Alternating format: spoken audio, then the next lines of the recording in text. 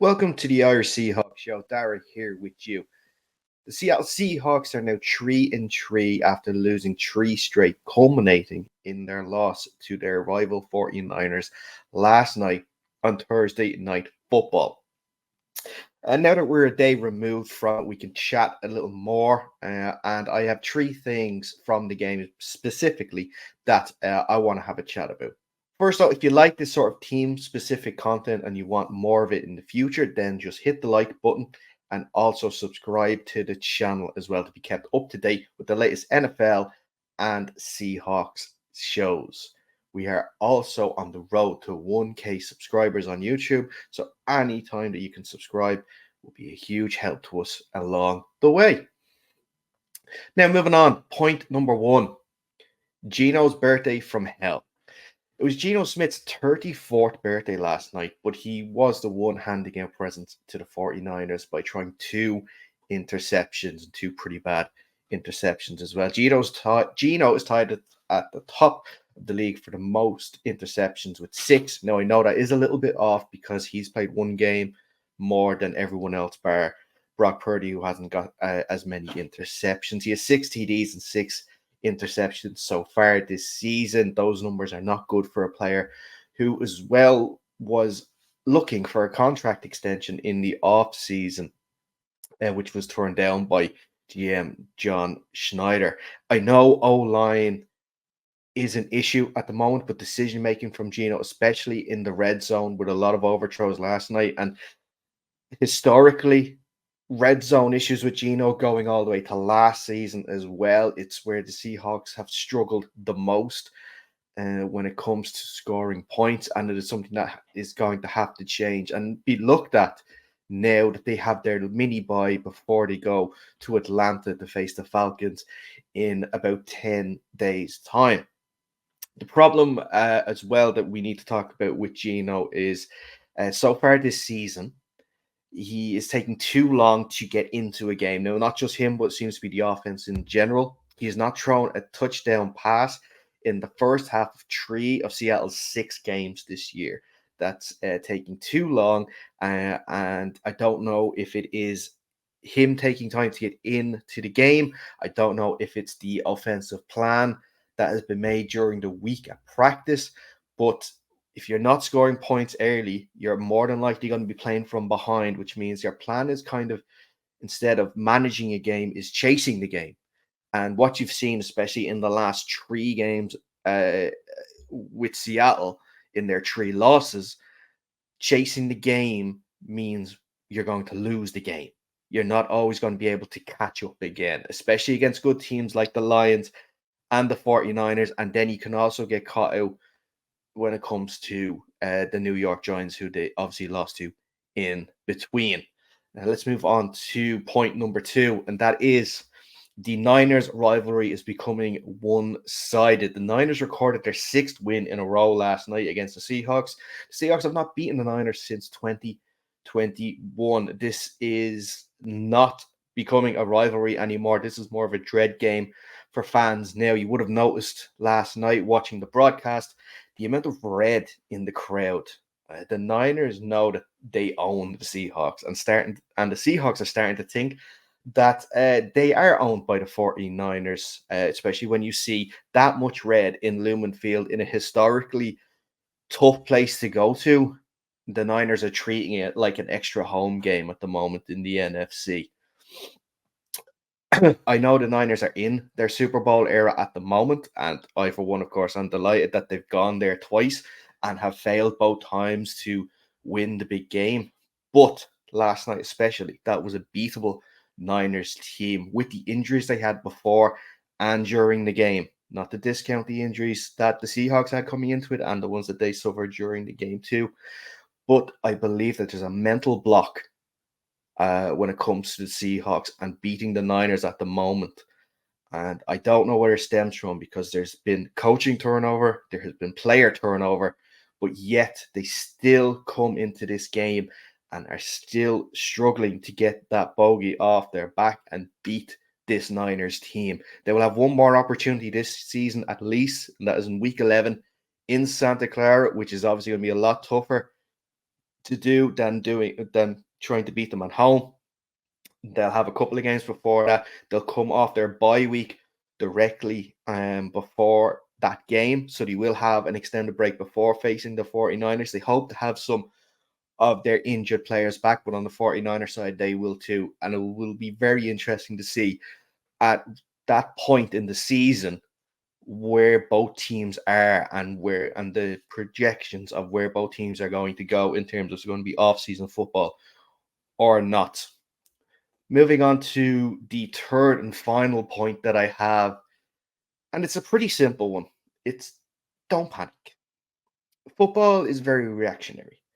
And I know because I can be at fault sometimes for being reactionary as well from week to week, even from quarter to quarter or from play to play. I can be the same as that sometimes, especially during the last few years of Pete Carroll era, even maybe a few times this season too. I'll hold up my hand and say that I have. But I've seen the reaction from the game last night from various different sources uh, and on Twitter as well, that some people are already calling for the head coach, thinking that it's not going to work out with Mike McDonald. There has to be a level of patience to this. Being on this side of the Atlantic as well, I have seen from football over here, there has become an impatience for fans and managers of football teams that want an instant success when they come in, that them walking through the door means everything is already fixed. Not understanding or not wanting to wait for this incoming head coach, this new head coach, to fix the issues that have been there before, to mold the team into the way that he wants the team to play. That's one thing that we have to look at when we see with Mike McDonald and his team. This is not his team yet. There are pieces that are his, absolutely. There are pieces that are his team, but he still needs at least another draft, another free agency to have mostly his players there that play football the way he wants to play. We also have to remember this is his 6th game as a head coach of an NFL team. This is offensive coordinator's Ryan Grubb's 6th game as an offensive play caller in the NFL. This is the 6th game for all of these players learning the Mike McDonald way of playing football. This is something that is going to take time. There's still another 2/3 of the season left.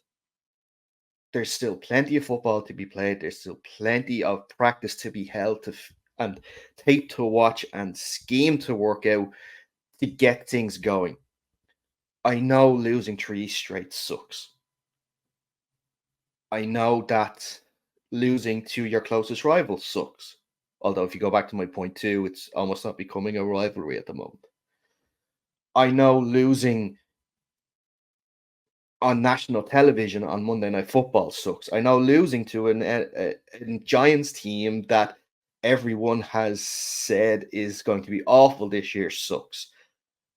But if we looked at the schedule before the season started and saw our first 6 games were Broncos, Patriots, Dolphins, Lions, Giants, and then 49ers. And if we said if we go 3-3 in those first 6 games, that's a pretty okay start. Pretty, even better than okay, pretty good start. It's just how these wins and losses have come is the issue. 3 wins to start is great. Followed up by 3 losses sucks. But at the end of the day, it's still 3-3. You're tied top of the division. You're only 0-1 in the division. You still have to play 5 more games in Division 2. You could still go out and win them. So it's just no panicking.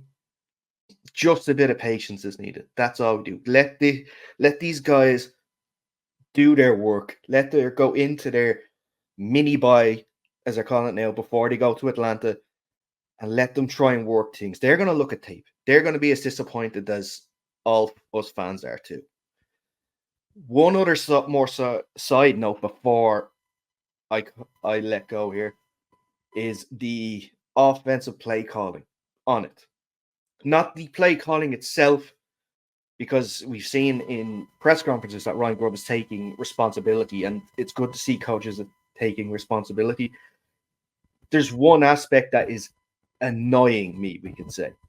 It's only a small thing, but going back to the Giants game last week, CBS during their commentary talked about when they sat down with Dexter Lawrence and he talked about the Seahawks offense, and he talked about their perceived hurry up offense that they're bringing from college, where they go to the line quickly, but then what he says is they always stand up, they always change the play, they always look to the sideline. That shows me that the NFL has already worked them out and that this has to change and that this cannot go on any longer. Go back into a huddle. It's fine to go back into a huddle because teams aren't actually believing that you're going to run a hurry up offense unless outside of a 2 minute drill, obviously, or outside of chasing the game, which the Seahawks have done a lot of this season's chasing games. Just you don't have you're trying to fake them out, but you're not faking them out. You know, run the hurry up if you run the hurry up. Go into a huddle if you want to go into a huddle. Just this part of it has to stop where you're pretending to go to hurry up and you never do. So if Dexter Lawrence and the Giants already figured that out, other teams have already figured that out. Maybe Dexter Lawrence shouldn't have said anything instead. But they're my points of view after this game. There are other ones too, and we'll get into them in other weeks and see how it goes. Try and enjoy the football this weekend from a Seahawks fan point of view. Good thing is the Seahawks can't disappoint you this Sunday, so you can go and watch football and not be worried about a Seahawks result because they've already disappointed us. We have 10 days until we have to go through it all again. I thank you for watching this. Hopefully, we'll see you on more Seahawks shows, Irish Seahawks shows. We might do some lives if there's interest in that, and we can have some live interactions. We'll definitely do that. But again, let us know what your biggest takeaways was from the game last night.